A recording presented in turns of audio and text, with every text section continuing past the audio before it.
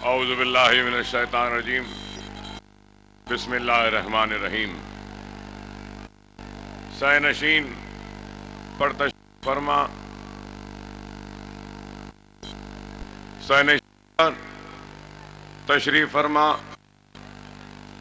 मजलिस इत्तेहादुल मुस्लिमीन के कायदीन, अराकीन असम्बली और मुमरा हल्क़े के मजलिस मुस्लिमीन के उम्मीदवार अशरफ मौलानी, सुनने वाले बुजुर्गों, नौजवानों और बैठकर भी सुनने वाली मेरी इज्जत माब पर्दा और बहनों, इंतखाबात का है और इंतखाबात में कई सियासी जमातें, कई सियासी कायदीन और कई उम्मीदवार मैदान में आते हैं और हर कोई यही बात कहता है कि हम ऐसा करेंगे, हम वैसा करेंगे। कई वादे, तयखुनात और उम्मीद आपको देकर जाते हैं और हिंदुस्तान की जमहूरियत की खूबसूरती है कि हर शहरी को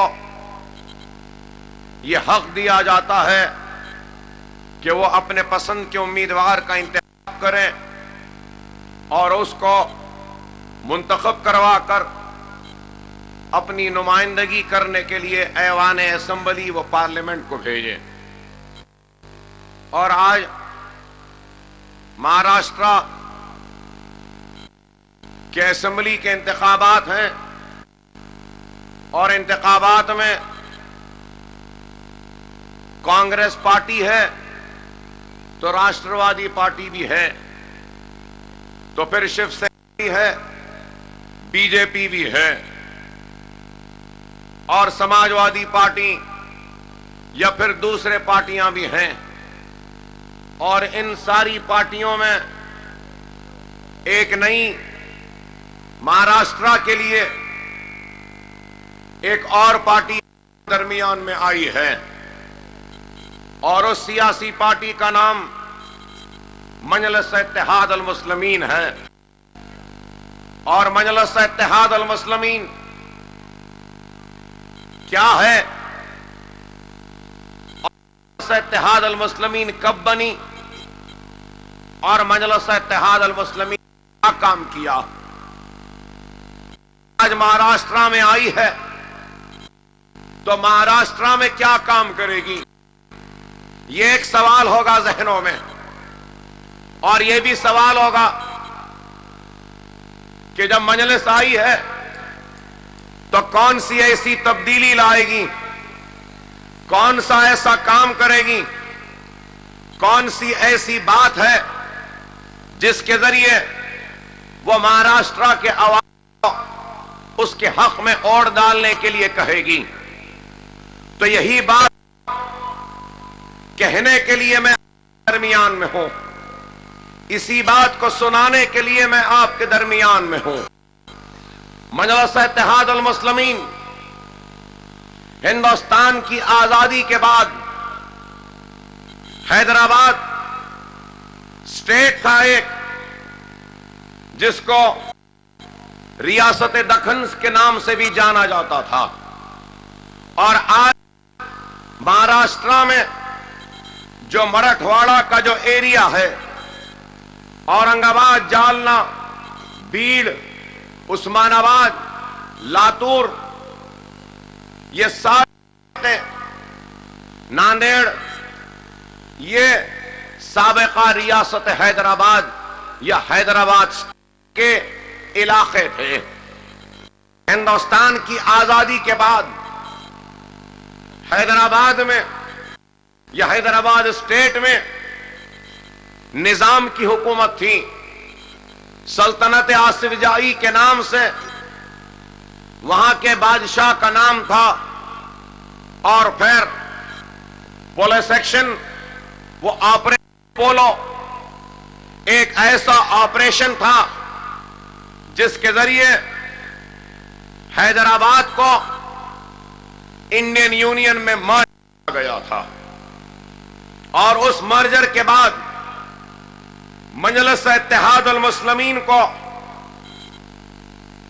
ताबे दस्तूर हिंद, मतलब यह कि under the constitution of India काम करने एक पॉलिटिकल पार्टी को लॉन्च किया गया और बनाया गया।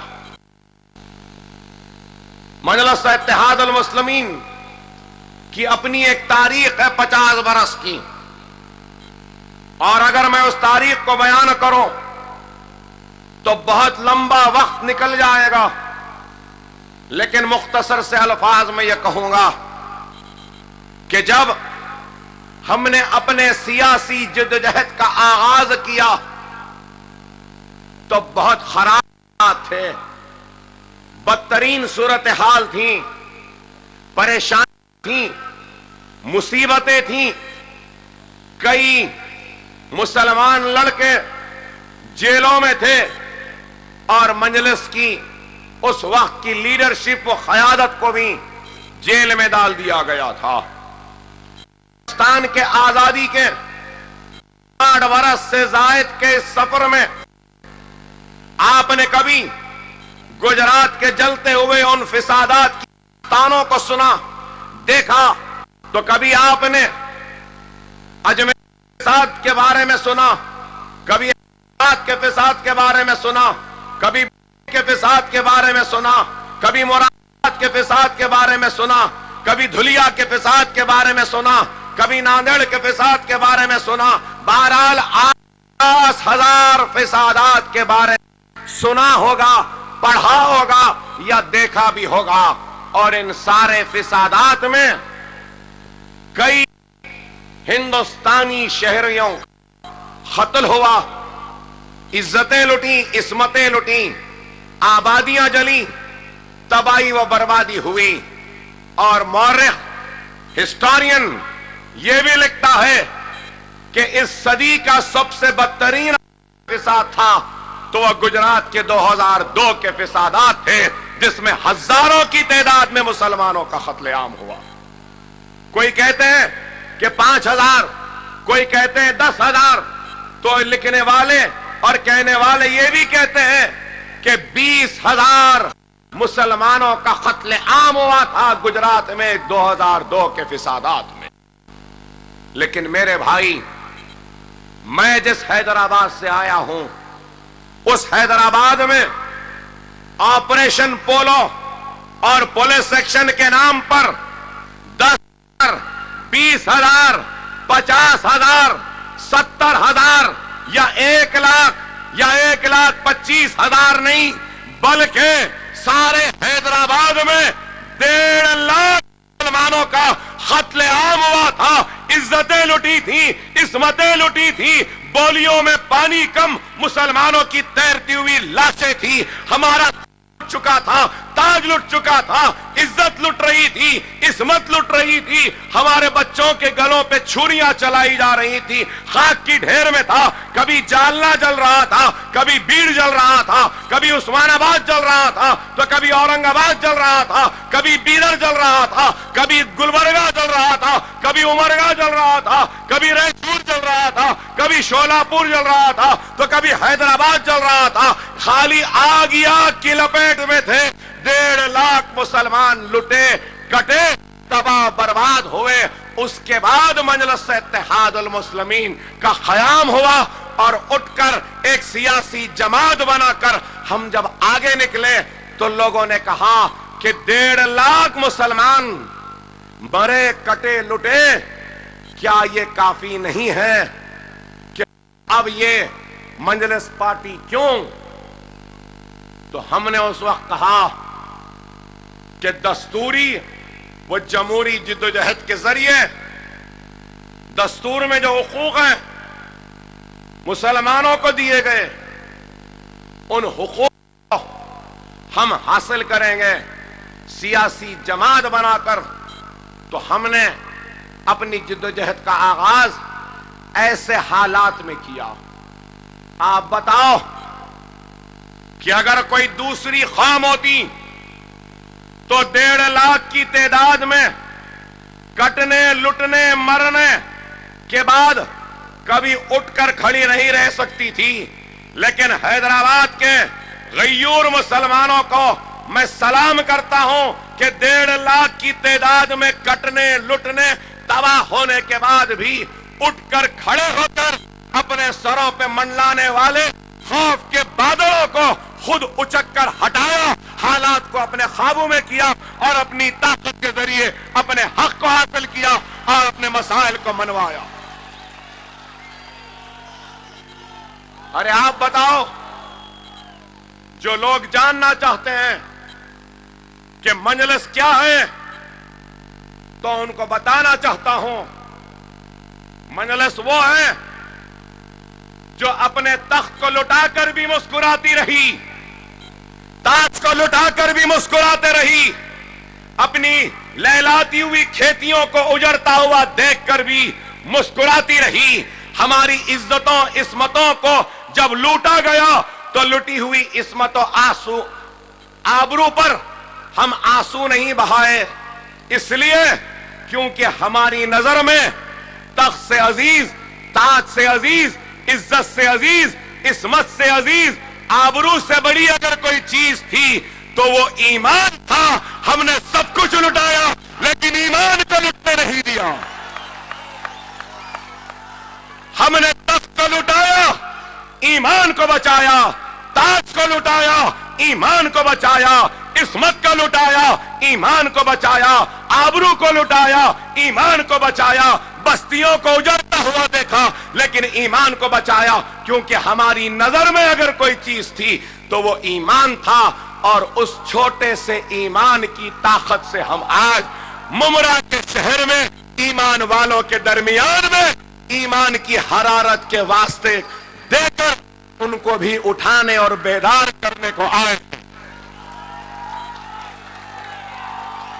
और जब हम ने इस जमात को बनाया तो ऐसे ही जमात नहीं बनी। मेरे दादा अब्दुल वाहिद ओवैसी मजलिस को बनाए और जब मजलिस को बनाया, खड़ा किया, तो उस वक्त के वजीर आजम जवाहरलाल नेहरू ने मजलिस के प्रेसिडेंट जो थे उनको गिरफ्तार किया। पुलिस आकर घर को घेर लेती है, गिरफ्तार करती है और जेल में कितने दिन तक रखा गया? 1 महीना, 2 महीने, 3 महीने नहीं मेरे भाई, 11.5 महीने तक जेल में रखा गया। और बार बार यही मुतालबा आता रहा हिंदुस्तान के उस वक्त के वजीर आजम जवाहरलाल नेहरू के तरफ से कि मजलिस को तुम बनाओ लेकिन सियासी पार्टी, पॉलिटिकल पार्टी नहीं बनाना। अगर पॉलिटिकल पार्टी नहीं बनाएंगे, लिख कर दे देंगे तो जेल से छोड़ देंगे। अरे हम उस वक्त 11.5 महीने जेल में रहना हमको मंजूर था, लेकिन मुसलमानों को एक जिंदा लाश बनाना मंजूर नहीं था। हम जेल में रहे लेकिन हमने कोई सौदा नहीं किया। फिर वो 1 मर्तबा नहीं, कई मर्तबा जेल में गए। मेरे वालिद Sultan Salahuddin Owaisi member of parliament थे। 7 मर्तबा एमपी रहे हैदराबाद के, मुसलसल कभी हारे नहीं इलेक्शन। 25 साल एमएलए रहे, 10 साल कॉरपोरेटर रहे, जिंदगी में एक भी इलेक्शन हारे नहीं वो। और फिर वो कितने मर्तबा जेल गए? अरे मेरे वालिद 14 मर्तबा जेल जा चुके। 14 मर्तबा आंध्रा की हर जेल में रहने वाले लोगों का नाम मजलिस इत्तेहाद अल मुस्लिमीन है। और फिर आज मैं आपके सामने खड़ा हूं तो मैं भी अब तक 6 से 8 मर्तबा जेल जा चुका हूं। एक एक 2-2 महीने जेल में रहा हूं, लेकिन जेल में रहने के बाद भी न हिम्मत कम हुई, न जोश कम हुआ, न वल्लना कम हुआ। आज भी हम यहां खड़े हैं। और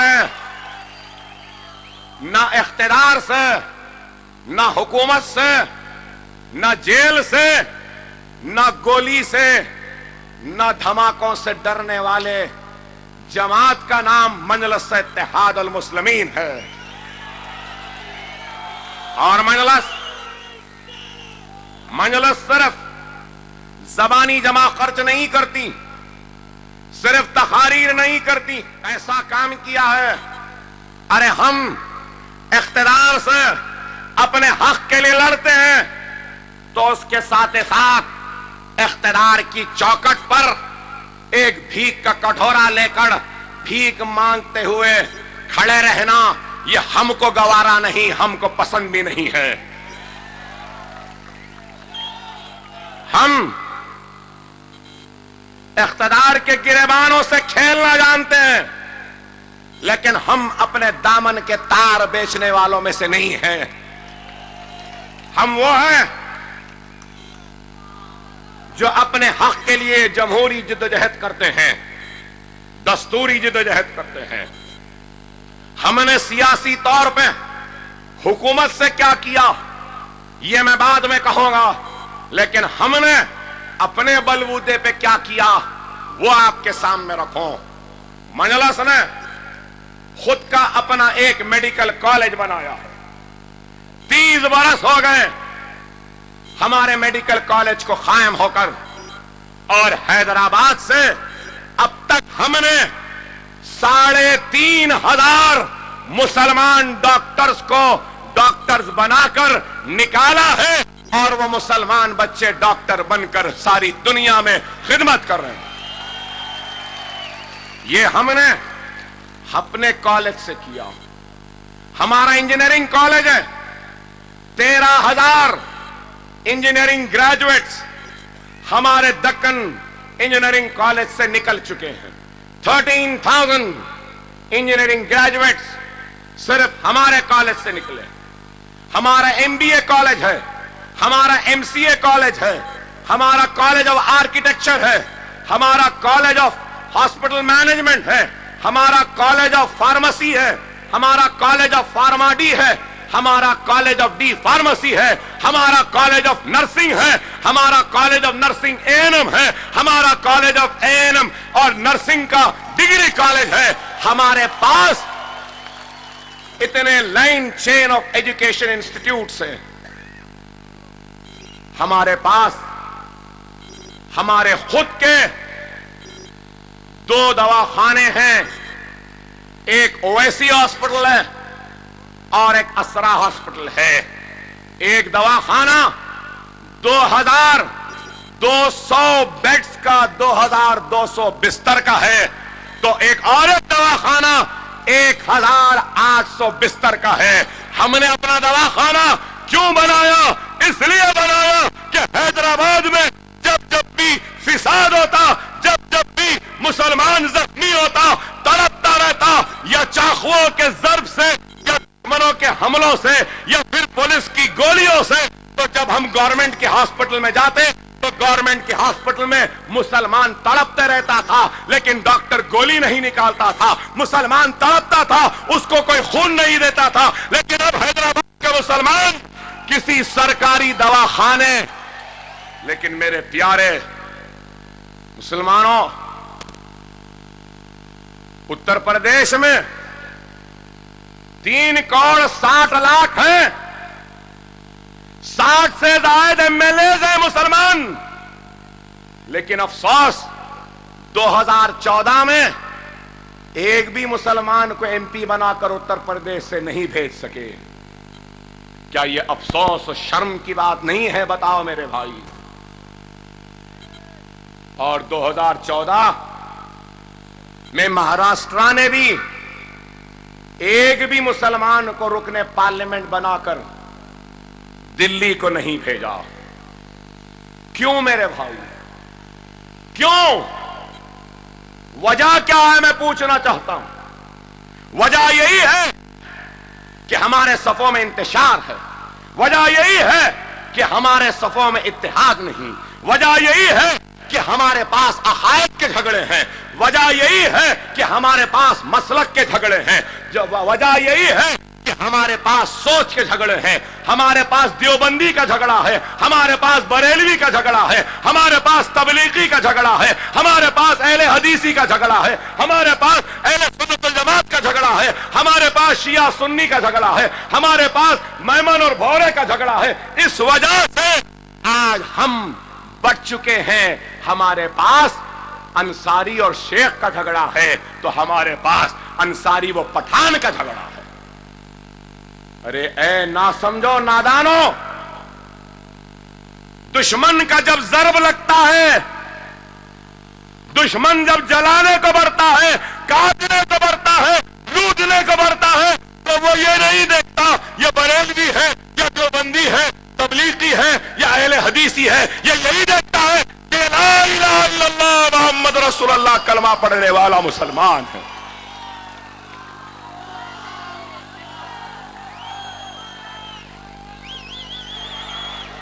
अरे मेरे प्यारे मुसलमानों, ये मसलकी मकतबी अकायद के इख्तिलाफ को छोड़ो, खुदारा एक हो जाओ। अल्लाह एक है, रसूल एक है, कुरान एक है। जब हम सब भी एक हो जाएंगे तो याद रखो मेरे इस जुमले को, दुनिया की हर ताकत तुम्हारे इत्तेहाद के सामने झुकने पर मजबूर हो जाएगी।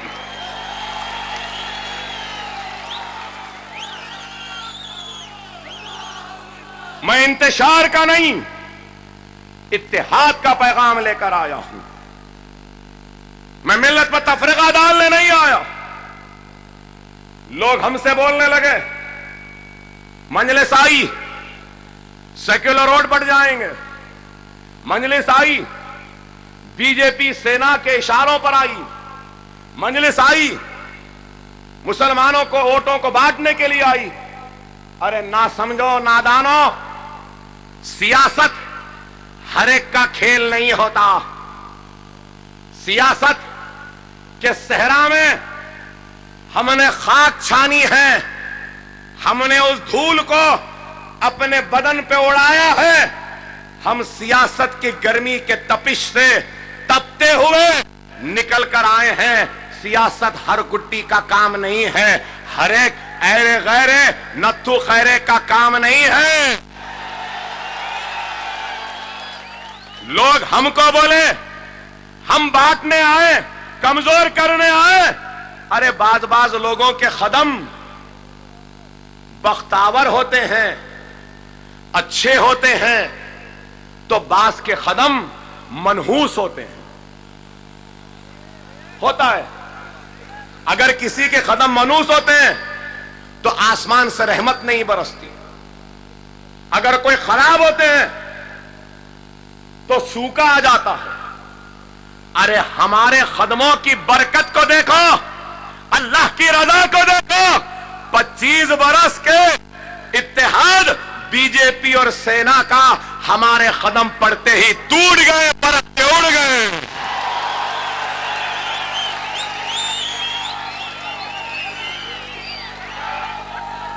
हम ऐसी लहर चलाए, ऐसी उंगली फिराए, ऐसी सियासी पैतरे खेले।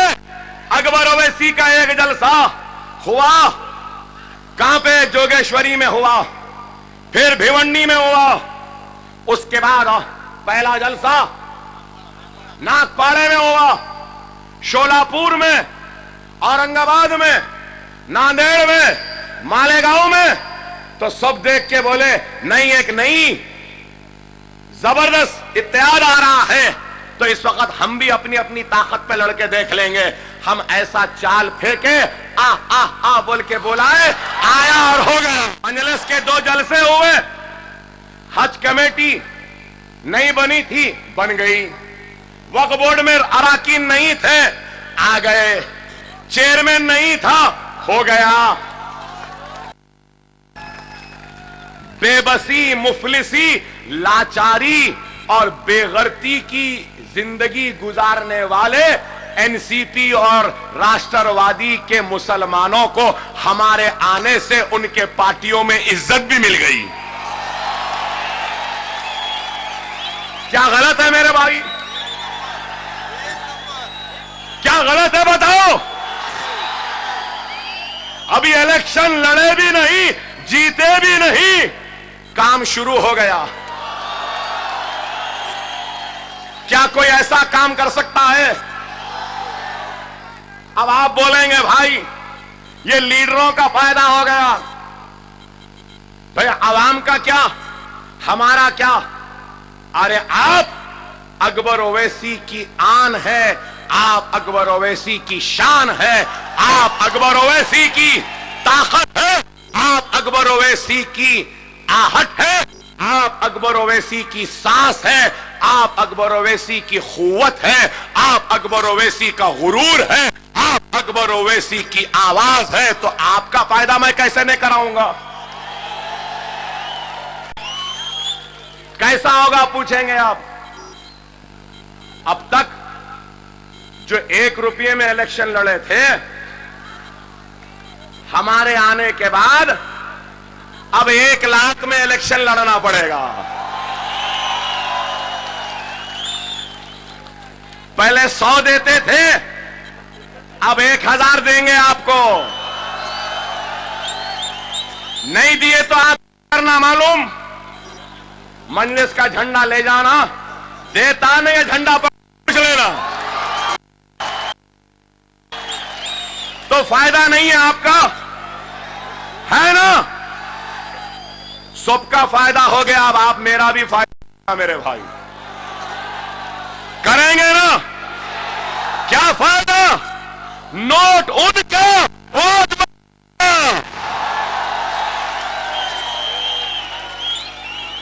यही सियासत है, यही सियासत है।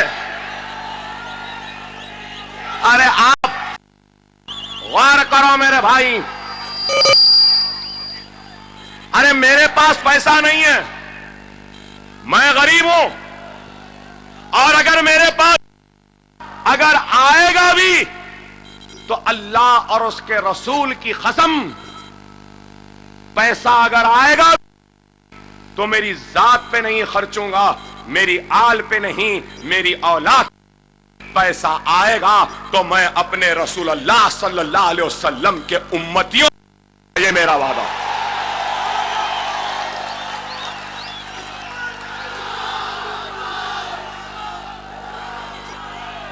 अरे हम अपने जाती मफाद के लिए नहीं, मिलकर मफाद की फिक्र करते हैं। हमारा काम अपनी जात के लिए नहीं, अपनी जात की आन बान और शान के लिए नहीं, बल्कि मिल्लत इस्लामिया के आन बान और शान और वक़ार के लिए है, आपके लिए होता है हमारा काम। लेकिन आज जो मुस्लिम वोटों के ठेकेदार बनकर, गुत्तेदार बनकर फिरते थे, मेरा उनसे सवाल है, महाराष्ट्र में 1.5 करोड़ मुसलमानों का बजट कितना है? क्या आप जानते हैं? 1.5 करोड़ की आबादी है, 500 करोड़ का बजट है। अरे गौर करो,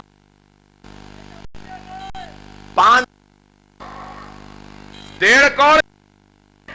और मैं जहां से आया हूं वहां मुसलमानों की आबादी कितनी है आपको? वहां पे मुसलमानों की आबादी, माइनॉरिटीज की आबादी 50 लाख भी नहीं है। 50 लाख भी नहीं है। यहां पे 1.5 करोड़ है तो 1,000 है, वहां पे 50 लाख भी नहीं है तो बजट कितना है आपको मालूम? 1,000 करोड़ का माइनॉरिटीज का बजट है जहां से मैं आया। हम आए तो क्या करेंगे? मजलिस अगर असेंबली में जाएगी तो ये 500 करोड़ की भीख नहीं लेगी, ये 500 करोड़ उनके मुंह पे फेंकेगी और कहेगी कि काम नहीं चलेगा, हमको 2,000 रुपया दो, देना पड़ेगा और देके देंगे। ये काम करेंगे। मैं जिस स्टेट से आया हूं वहां ग्रेजुएट्स कितने निकलते हैं आपको मालूम? 10% ग्रेजुएट्स हैं और उनमें 11% मेरे स्टेट में लड़कियां हैं, हमारी बहनें हैं। आपके स्टेट में कितने ग्रेजुएट्स निकलते हैं आपको मालूम? 2.2%। लड़कियां 1.4%। IAS 0 है आपके पास। पुलिस फोर्स में कितने हैं मुसलमान? महाराष्ट्र में 3%। मैं जिस रियासत से आया वहां मुसलमान पुलिस फोर्स में 10% है। सरकारी मुलाजमत में कितने मुसलमान हैं? महाराष्ट्र में 3.8% और मेरे स्टेट में कितने? 8% है। अरे गौर करो, अगर अपनी पार्टी होती, अपनी नुमाइंदगी होती, अपनी आवाज होती, इत्तेहाद होता, अपनी ताकत होती तो तस्वीर कुछ और होती है। यही बात है। छोड़ो, आपको मालूम महाराष्ट्र की पॉवर्टी लाइन में आपको मालूम 85% of Muslims live in the state of Maharashtra under below poverty line। गरीबी की सतह के नीचे की जिंदगी गुजारने वाले मुसलमानों का तनासुब 25 है। क्या ये अफसोस की बात नहीं है? अरे ये छोड़ो, और एक अफसोस, पूरे महाराष्ट्र कितने मुसलमानों के पास बैंक अकाउंट है आपको मालूम? आपको सुन के हैरत होगी। 1.5 करोड़ मुसलमानों के पास सिर्फ 6.8% मुसलमानों के पास बैंक अकाउंट्स है। 6.8%। और उस 6.8% में से भी कितना को मालूम? मुझे बोलते हुए शर्म आती है। 0.02% मुसलमानों को सिर्फ बैंक से कर्ज मिला है। क्या यह इंसाफ है? क्या राष्ट्रवादी कांग्रेस ने यही दिया मुसलमानों को? 15 बरस में क्या कांग्रेस ने यही दिया मुसलमानों को? अरे यहां शायद 70 से लेकर 1 लाख का मजमा है, मुझे रहा है। इसमें से मेरा सवाल है, तुम इस सवाल का जवाब दे दो। अगर अच्छा जवाब मुझे मिल जाएगा तो मैं तकरीर खत्म कर दूंगा, अपना बोरिया बिस्तर ले लूंगा और हैदराबाद को पहली फुर्सत में रवाना हो जाऊंगा। और मेरा सवाल क्या है? सवाल मेरा यह है, यहां से लेके वहां तक और यहां तक जितने लोग खड़े हैं उनमें से अगर एक भी कोई अल्लाह का बंदा ऐसा है जिसको बैंक से, मौलाना अबुल कलाम आजाद फाइनेंस कॉरपोरेशन से स्कॉलरशिप मिली है तालीम के लिए, घर के लिए या कारोबार के लिए, तो वह हाथ उठा दे। एक भी है तो हाथ उठा दे, एक भी हाथ उठा देगा अपनी तकरीर को बंद कर दूंगा। है क्या है?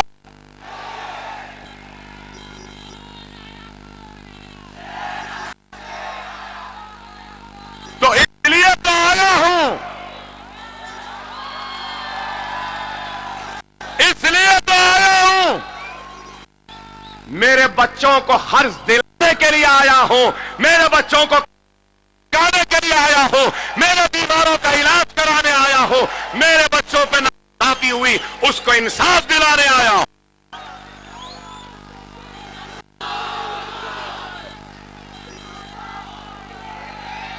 और एक बात बताऊं, और एक बात बताऊं, आपको सुन के हैरत होगी, हाईकोर्ट ने क्या रिमार्क किया, महाराष्ट्र हाईकोर्ट ने क्या रिमार्क किया। यहां मेरे पुलिस वाले भी खड़े हैं, सारी तकरीर मेरी सुन रहे हैं, जरा इस जुमले को जरा थोड़ा से सुने।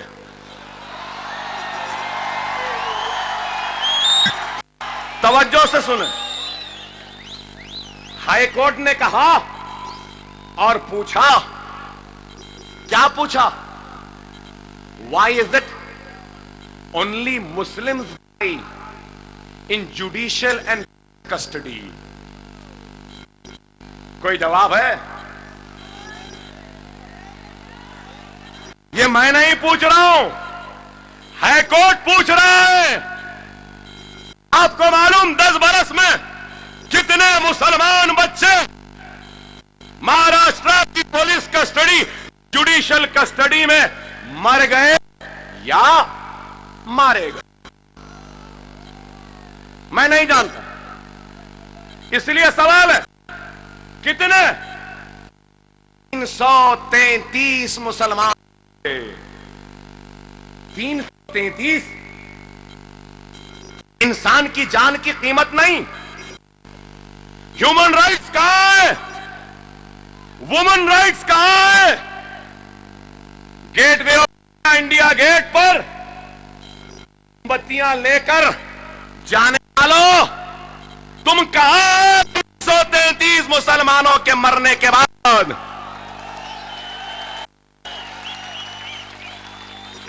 क्या मेरा सवाल गलत है?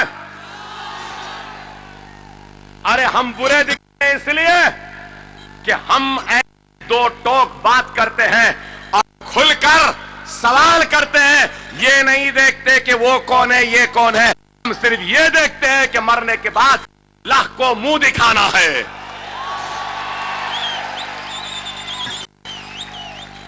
अरे ये छोड़ो, महाराष्ट्र के पूरे जेलों में अगर 100 कैदी है तो उनमें मुसलमान कितने हैं आपको मालूम? मालूम आपको? 36% है महमूदुर रहमान कमेटी ने, लेकिन आज 40% हो गए। 100 कैदी हैं तो 40 कैदी आपके और मेरे भाई हैं। हमारा कलमा, हमारा ईमान वाला भाई है, हमारा हिंदुस्तान का शहरी है। ये है तो बताओ मेरे भाई, हम आए हैं तो क्यों आए? 10 बरस में क्या आंध्रा में जेल में कोई बच्चा, कोई मुसलमान मरा? अरे कोई माए का लाल पैदा नहीं हुआ, कोई ऐसा है पैदा जो हमारे बच्चों को मारे या जेल में उनकी जान ले ले।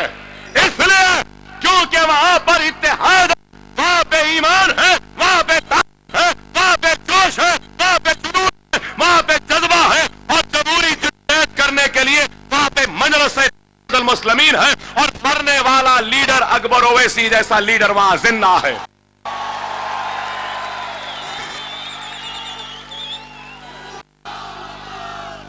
अरे आज लोग कहते हैं क्या ओवैसी शेर आया नहीं, नहीं मेरे भाई, मैं शेर नहीं हूं, मैं रहनुमा नहीं हूं, मैं खायद नहीं हूं, मैं मेरे हबीब मोहम्मद मुस्तफा सल्लल्लाहु अलैहि वसल्लम के गुलामों के गुलामों के गुलामों के गुलामों के गुलामों का गुलाम हूं।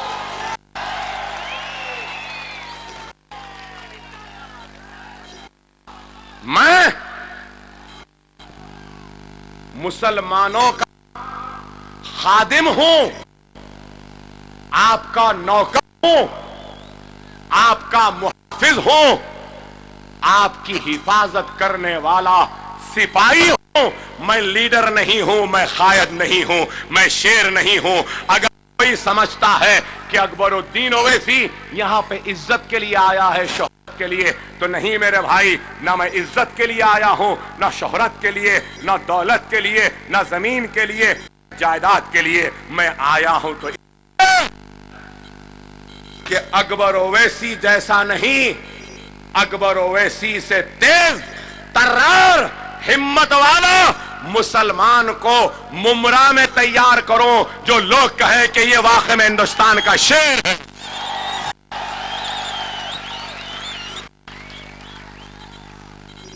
मैं हर मुसलमान बच्चे को शेर बनाने आया हूं,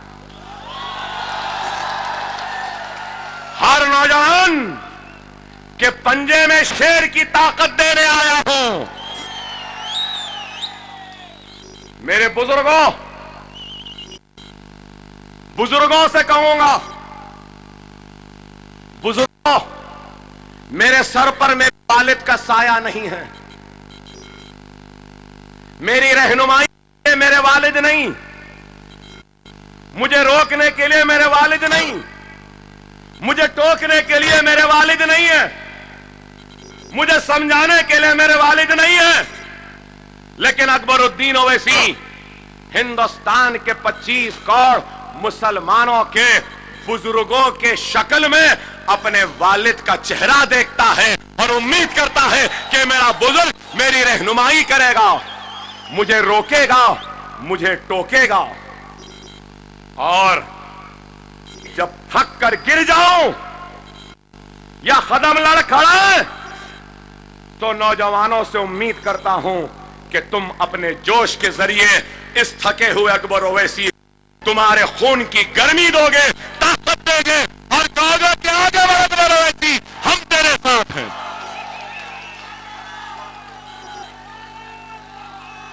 अरे ये है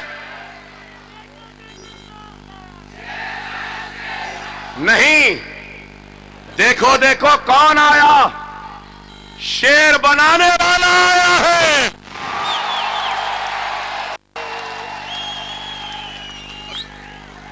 शेर नहीं, शेर बनाने वाला आया है। एक शेर है तो पूरा हिंदुस्तान हिला हुआ है। अरे गौर करो, अगर 20-25 हजार शेर हो गए तो क्या होगा? गौर करो, अरे वही शेरों को पैदा करने के लिए हम आए हैं। और शेर कभी भीख नहीं मांगता, शेर कभी फरियाद नहीं करता, शेर कभी किसी से डरता नहीं है। अगर डरता है तो सिर्फ अल्लाह से, झुकता है तो सिर्फ अल्लाह के सामने, मांगता है तो सिर्फ अल्लाह से। और आज भी आया हूं मांगने तो मेरे हबीब मोहम्मद मुस्तफा सल्लल्लाहु अलैहि वसल्लम के उम्मतियों के पास आया हूं, किसी गैरों के दरवाजों पे, चौखटों पे नहीं गया हूं, नहीं गया हूं। इज्जत मिले तो मिल जाए, जिस दर से शोहरत ईमान वालों से कामयाबी मिल जाए तो इन ईमान वालों से गैरों की कामयाबी वो ताकत नहीं चाहिए, नहीं चाहिए, नहीं चाहिए।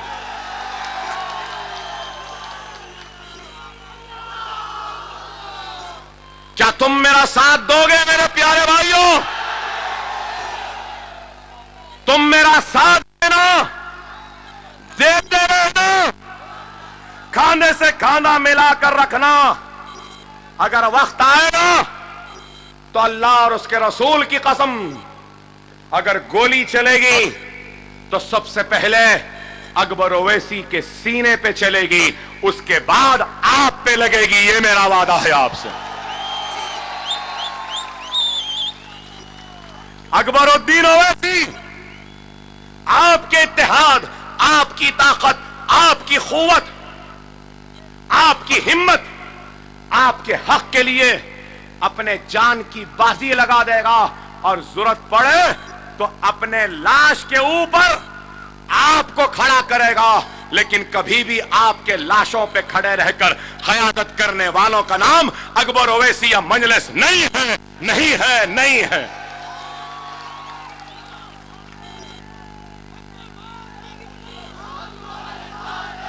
गौर करो मेरे प्यारे मुसलमानों, गौर करो ये मुल्क कहां जा रहा है, ये मुल्क किस तरफ जा रहा है। आज ये लोग इस मुल्क को फिरका परस्ती की तरफ ले जा रहे हैं। आज 100 दिन बीजेपी के सरकार के हुए, वजीर आजम नरेंद्र मोदी के इख्तिदार के हुए, अच्छे दिन बोलकर आए थे। कौन से दिन चल रहे हैं आप जानते हैं, कैसे दिन चल रहे हैं आप जानते हैं। पार्लियामेंट में जाता है ये शख्स तो पार्लियामेंट के सीढ़ियों पर माथा टेकता है। क्या अदाकारी है, क्या ढोंग है, क्या दिखावा है। सीढ़ियों पे माथा टेक रहे हैं, क्या कहकर ये जमहूरियत की मंदिर है। बेशक बेशक पार्लियामेंट जमहूरियत की मंदिर है, दस्तूर बनाने की दरसगाह है। लेकिन जापान गए तो भगवत गीता क्यों दिए मोदी साहब? आप हिंदुस्तान के दस्तूर को देना था। अगर मैं होता तो मैं दुनिया में कहीं पर भी जाता तो मैं भगवत गीता नहीं देता था, मैं हिंदुस्तान का कॉन्स्टिट्यूशन देता। चाइना के वजीर आजम को, जापान के वजीर आजम को, बर्मा के वजीर आजम को, और बताता दुनिया को कि देखो मेरे इस दस्तूर में हिंदू को भी उतने ही हक हैं जितने हक मुसलमान को है, मुसलमान को भी उतने ही हक है जितने हक एक सिख को है, सिख को भी उतने ही हक है जितने एक पारसी को है। मैं ये कहता हूं, बात एक, काम एक। मित्रों मित्रों कहते चले, कर रहे हैं क्या? एक तरफ मित्रों, दूसरे तरफ कतरो। बताओ आप। अरे आज मैं पूछना चाहता हूं, नरेंद्र मोदी में कौन सी काबिलियत है, कौन सी सलाहियत है? क्या हिस्टोरियन है? क्या सोशियोलॉजिस्ट है? क्या एंथ्रोपोलॉजिस्ट है? क्या बिजनेसमैन है? क्या ज्योग्राफिस्ट है? क्या है?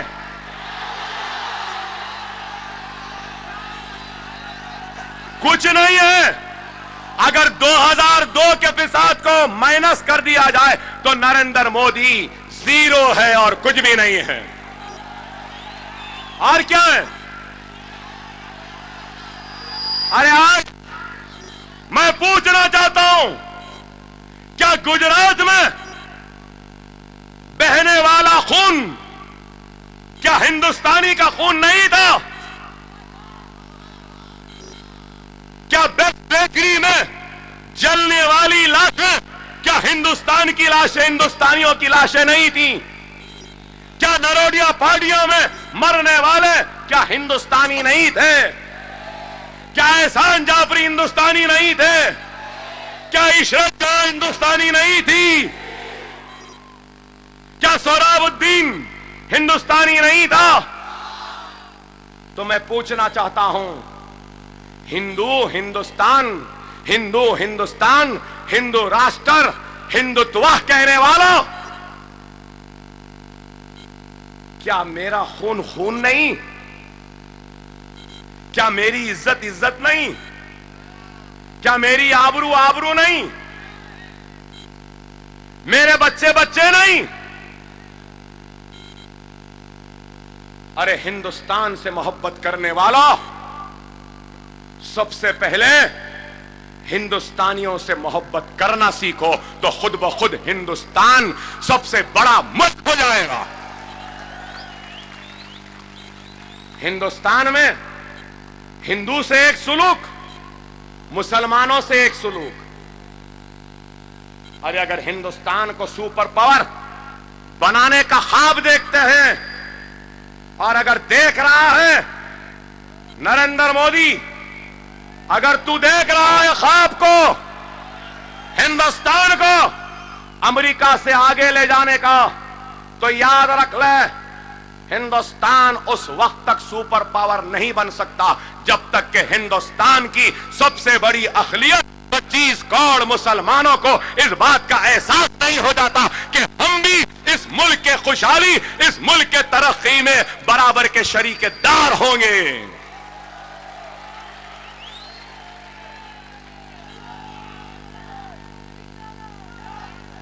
अगर अकबर ओवैसी बुरा दिखता है, अकबर ओवैसी का लब बुरा है, लहजा बुरा है, अंदाज बुरा है, या खिताब खराब है, तुम मुझे खत्म करना चाहते हो, तो बहुत आसान तरकीब है, तुम मेरा खून बहाना रोक दो, मैं खत्म हो जाऊंगा। तुम मुझे जलाना छोड़ दो, मैं खत्म हो जाऊंगा। तुम मुझे बेरोजगार रहने से बचा लो, अकबर ओवैसी खत्म हो जाएगा। तुम हमारे बच्चों को जो जेल में हैं, बेकसूर हैं, उनको छोड़ दो, अकबर ओवैसी खत्म हो जाएगा। अरे तुम मुसलमानों को बराबर का शहरी तस्लीम करना शुरू कर दो, इनको इनका जायज हक देना शुरू कर दो, तो अकबरुद्दीन ओवैसी खुद ब खुद खत्म हो जाएगा। सही है या गलत? मेरी पुकार क्या है? मेरी तड़प क्या है? मेरी मांग क्या है? मेरी मांग यही है, मैं रोटी चाहता हूं। मेरी मांग क्या है? मैं रोजी चाहता हूं।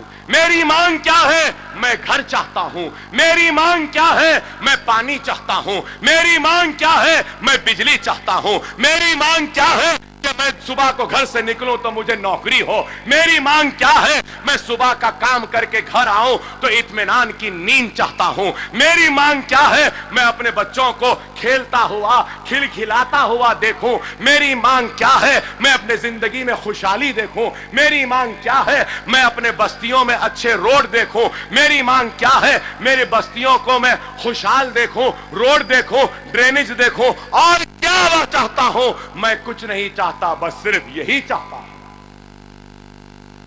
कि ये चाहत में गुनाह है? क्या इस चाहत में गुनाह है? क्या इस चाहत में नाइंसाफी है? अरे मेरा क्या मुतालबा? अरे मैं बताना चाहता हूं और हिम्मत से कह रहा हूं, मैं किसी से डरने या घबराने वाला नहीं हूं। सुनने वालों से कहना चाहता हूं, जितना हक इस मुल्क पर मेरे हिंदुस्तान पर नरेंद्र मोदी का है, उतना ही हक अकबर ओवैसी का भी है। आज 100 दिन में क्या नहीं बोले ये लोग। एक कहता है मुसलमानों में राम का खून है, दूसरा कहता है कि हिंदुस्तान का हर मुसलमान हिंदू है, तीसरा कहता है मुसलमानों को हिंदुओं के बस्तियों में घर ना दे, चौथा कहता है नरेंद्र मोदी की मुखालफत करने वाले पाकिस्तान चले जाए। एक फिर गुजरात में पूरे करिकुलम कोर्स को बदल दिए। एक कहता है कि हिंदुस्तान में दरसगाहों से जिहादी पैदा होते हैं। एक कहता है कि दीनी मदरसों में झंडा नहीं लहराया जाता। एक कहता है कि हिंदू राष्ट्र।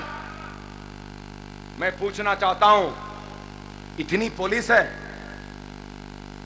क्यों नहीं पकड़ते इन लोगों को जो हमको मुश्तइल करते हैं? क्या ये इश्तिहार नहीं है कि प्रवीण तोगाड़िया कहता है गुजरात भूल गए, मुजफ्फरनगर को नहीं भूलना कहता है। क्या केस बुक हुआ? क्या पकड़े उसको?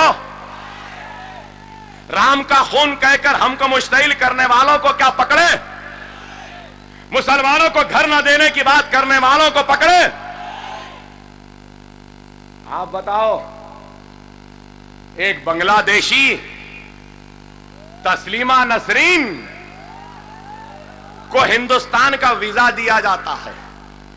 आइए तस्लीमा नसरीन रहिए यहां पे। अकबर ओवैसी अगर जो हिंदुस्तान में पैदा हुआ, हिंदुस्तान का शहरी है, हिंदुस्तान का जिम्मेदार शहरी है, हिंदुस्तान के दस्तूर बनाने वाले इदारे का रुकन है, मगर हैदराबाद से मुमरा मुंबई आते आते 2 बरस लग गए। हिंदुस्तानी हिंदुस्तान में नहीं फिर सकता, लेकिन गुजरात में लूटने, काटने, जलाने वाला एक दरिंदा इख्तिदार के कुर्सी पर बैठ सकता है। वाह! और तस्लीमा नसरीन आ सकती है।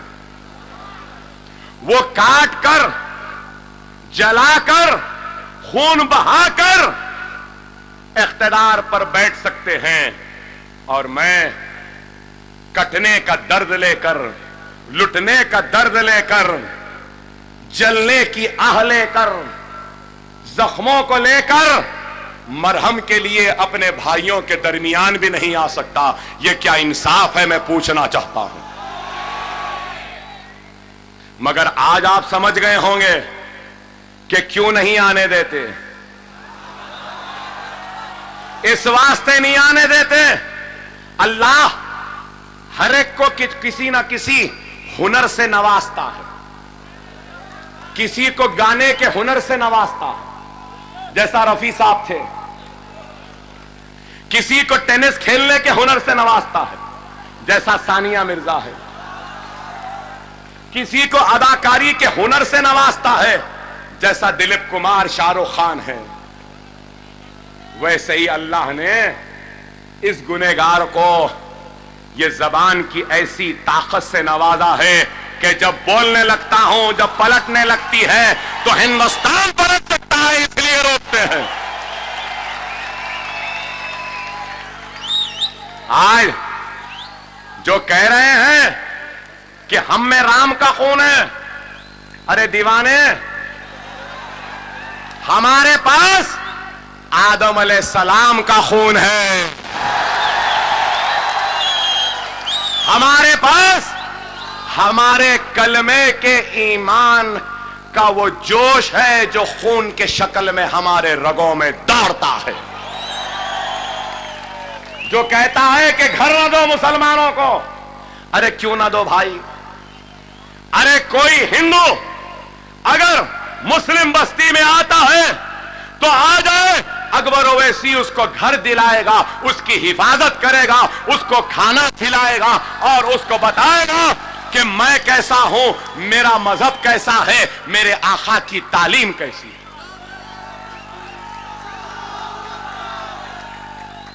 मगर तोगाड़िया ये तो बता दे ना, क्यों घर ना दे? मैं खूबसूरत हूं बोल के ना दे,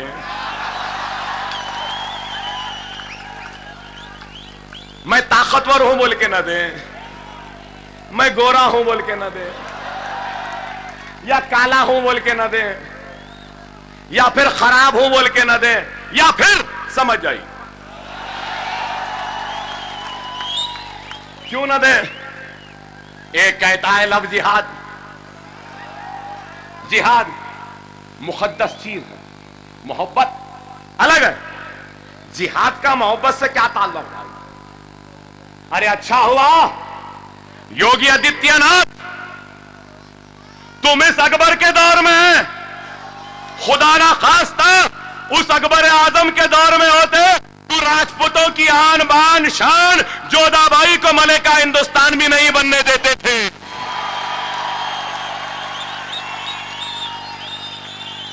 सेक्युलरिज्म कहां है भाई? हमारे पास है ना? सही बोला ना? कैसा हम हिंदुस्तान की मलिका बनाए? वो छोड़ो, मैं जिस हैदराबाद से आया हूं वहां पे कुली कुतुब शाह थे बादशाह, वो भाग्यमती से मोहब्बत करते थे। भाग्यमती ने उनकी मोहब्बत को कबूल किया तो कुली कुतुब शाह ने भाग्यमती को हैदर महल बनाया और हैदराबाद को बसा दिया। अरे ये सेक्युलरिज्म है हमारे पास। फिर एक कहता है पाकिस्तान चले जाएं, मोदी की मुखालिफत करने वाले। ठीक है भाई, इसका जवाब अभी देता हूं। उससे पहले मोदी की सबसे पहले मुखालिफत बीजेपी में किसने की? वाह क्या समझदार है बच्चे। बीजेपी में मोदी की मुखालिफत सबसे पहले आडवाणी ने की। पाकिस्तान जाओ जाओ बोल रहे हैं ना, चलो अपने पार्टी में से भेजाना शुरू करो पहले।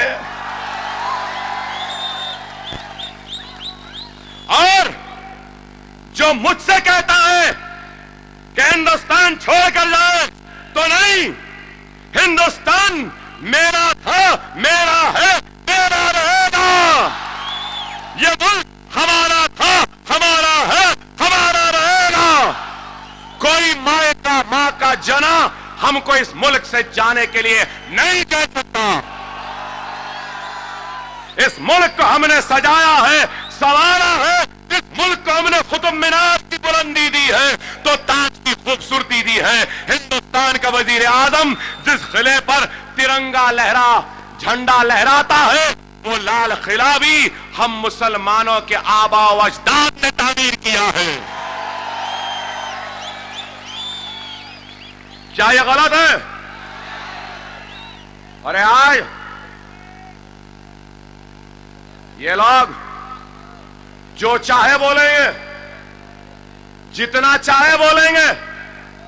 अरे मेरे भाई क्या करूं, मेरा भी दिल भर गया था, कान पक गए थे, इसलिए जो जैसा समझता है वैसा समझाना जरूरी हो चुका था। समझा दिया हमने इनको कि हम गूंगे नहीं हैं, हम बहरे नहीं हैं, हमारे हलक में भी जबान है, हमको भी बोलना आता है। और जब बोलने लगेंगे तो तुम हमारी आतिश नुवाई का मुकाबला नहीं कर सकते। गूंगों को भी बोलना सिखाने वालों की जमात का नाम मजलिस है, मीम पार्टी है। 40 मिनट तक धुआंधार तकरीर करता रहा। चीफ मिनिस्टर परेशान हो गए, बोले अकबर साहब क्या होना? तो उठ गए और उठ के बोले मैं अकबर ओवैसी साहब से, आंध्रा के मुसलमानों से और वो जो बच्चे पकड़े गए उनसे उनके घर वालों से इस अरेस्ट पर माफी मांगता हूं। उसके बाद बोले हाथ जोड़कर, अकबर साहब बस। मैंने कहा अब कहां बस, जिंदगी खराब हो गई बस, माफी चाहिए बस। नहीं, इनको कैरेक्टर सर्टिफिकेट देना होगा, इनको कंडक्ट सर्टिफिकेट देना होगा, एक एक बच्चे को 10 लाख रुपया देना होगा, और वो पुलिस वाले जो इन बेकसूरों को गिरफ्तार करे उनके खिलाफ इंक्वायरी होकर कसूरवार पाए गए तो उनको सजा देना होगा। और फिर उसके बाद आंध्रा का चीफ मिनिस्टर उठता है, कंपनसेशन का ऐलान करता है, कंडक्ट सर्टिफिकेट देता है, कैरेक्टर सर्टिफिकेट देता है और कहता है कि ये हिंदुस्तान के बाइज्जत शहरी हैं। ये हमारी ताकत है। हम अगर महाराष्ट्र में आ जाएंगे तो इंशाअल्लाह महाराष्ट्र की असेंबली सिर्फ हिलेगी नहीं, दहल जाएगी हमारे जोश ईमानी से। और कोई ये ना समझे कि अकबर ओवैसी आज आया है, वोट लिया है, चला जाएगा। नहीं, अगर एमएलए जीतेगा तो मुमरा का एमएलए का नाम कुछ और होगा, लेकिन हकीकत में आपका एमएलए अकबरुद्दीन ओवैसी रहेगा, जो हर 2-4 महीने में आपके दरमियान में रहेगा। देखेगा एमएलए काम कर रहा है या नहीं, आपके लिए लड़ रहा है या नहीं। अगर नहीं लड़ रहा है, काम नहीं कर रहा है, तो हम उससे इस्तीफा ले लेंगे और दूसरे को एमएलए बना देंगे। हम मुर्दा लाशों को अपने खानों पे खींचने वालों में से नहीं हैं। काम करने वाले हमको चाहिए। बहरहाल मेरे भाई, नहीं मालूम कि मैं फिर आ सकूं या नहीं। आज मुझे आज भी फोन आए, मैसेजेस आए, अकबर ओवैसी महाराष्ट्र में घूमना बंद कर दे, तुझे मार देंगे। अरे मारने वाले, पर्दों में छुपने वाले हिजड़ो, बाहर निकल कर आओ। मारना है, मारेंगे। तो खुदा की कसम अकबर ओवैसी इस सीने पे गोली खाएगा, पीठ पर नहीं खाएगा। और मैं 1 घंटे से जायद से तकरीर कर रहा हूं। कितने गोलियां खाया आपको मालूम?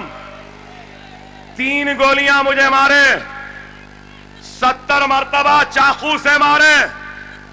मेरी किडनी पे गोली लगी, गॉल ब्लैडर पे लगी, मेरे फसलियां फट गए थे, 5 दिन वेंटिलेटर पे था।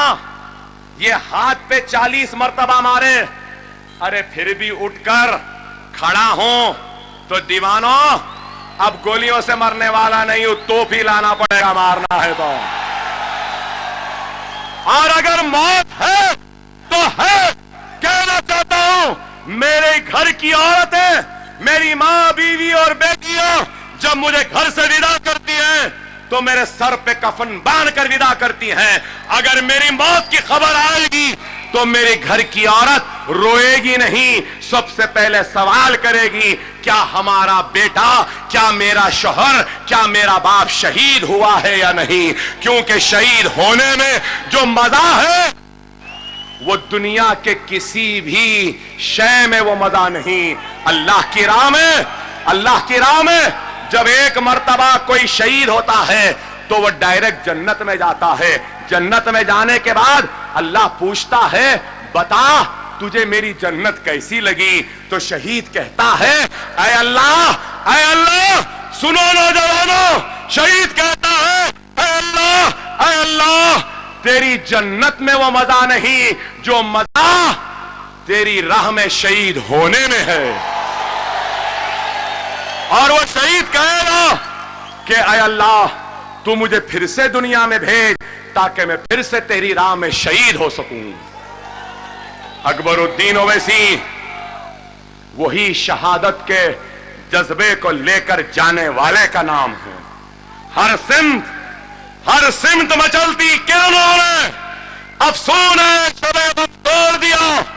अब जाग उठे हैं दीवाने, दुनिया को जगा कर दम लेंगे। अब बज़ में जहां महकाएंगे या खून में नहाकर दम लेंगे। सोचा है अकबर, अब कुछ भी हो हर हाल में हक अपना लेके रहेंगे। इज्जत से लिए तो ले लेंगे, वरना जामे शहादत पी लेंगे। अब जब मौत से ही नहीं डरता तो उसको तुम किससे डराओगे? बस आपसे 10 बजने में अभी 3 मिनट है, एक ही बात नारा कहूंगा। अच्छा 1 मिनट जी, अच्छा 1 मिनट है। मेरे भाई, मैं थक गया हूं, पसीना बह रहा है, कमजोर हो रहा हूं, आवाज में एक लर्जिश है। मेरे प्यारे मुसलमानों, तुम्हारा नारा, तुम्हारी आवाज मेरी ताकत, मेरी हिम्मत, मेरी टूटते हुए सांस की ताकत, मेरे ईमान का जोश है। ऐसा नारा लगाना कि पवार के पावर का स्विच उड़ जाए, सेना के ठाकरों की हवा उतर जाए, गांधियों की नींद हराम हो जाए और सिर्फ ईमान का गलबा हो। ऐसा नारा होना, देंगे ना नारा, जोरदार नारा देंगे ना, गेटवे ऑफ इंडिया तक आवाज जानी है। नारे तकबीर, नारे तकबीर, नारे तकबीर। सब मुनज़्ज़म रहे, मुत्तहद रहे, हिंदू मुसलमान सिख ईसाई सब एक साथ मिलकर इस मुल्क को आगे बढ़ाएं, इस मुल्क को सोने की चिड़िया बनाएं, मोहब्बत से रहें, इखलास से रहें, एक दूसरे के साथ रहें। वाखिर दावाना अल्हम्दुलिल्लाहि रब्बिल आलमीन।